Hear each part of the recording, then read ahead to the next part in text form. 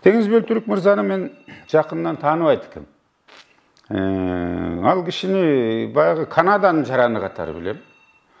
Канададан дагы издөө кылып, андагы бир топ иш козгоп ошентишкөндөрүн угуп жүрөм. Анан Канадада башка чет мамлекеттерде жана эсеп кысап счеттору бар экенин да угуп билип жүрөм.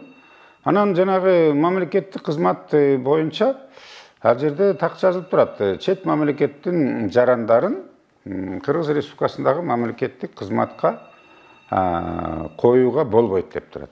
Эми президент Садыр Жапаров мүмкүн кумтөрдү ушул жигит алып барар, көтөрөр деген ой менен алып барды. Бул жигитти ошо кумтөргө жетекчи кылып койду. Бизде мамлекеттик сатып алуу боюнча мыйзам бар.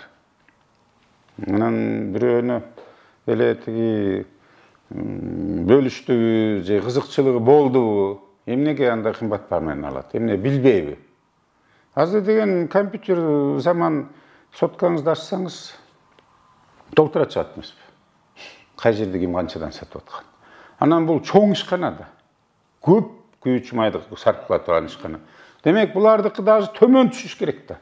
Оптовый покупатель болуп атпайбы. Булар цистерналар менен алып атпайбы. Сиз экөөбүз 50 литр бензин албайт да. Бул деген 50 тоннадан минимум бир күндө алат. Элдин баары ойлоп атат, бул ошол айлыкка же күйүүчү май көп кетет. Жок, жана руда ташыганга көп расход кетет.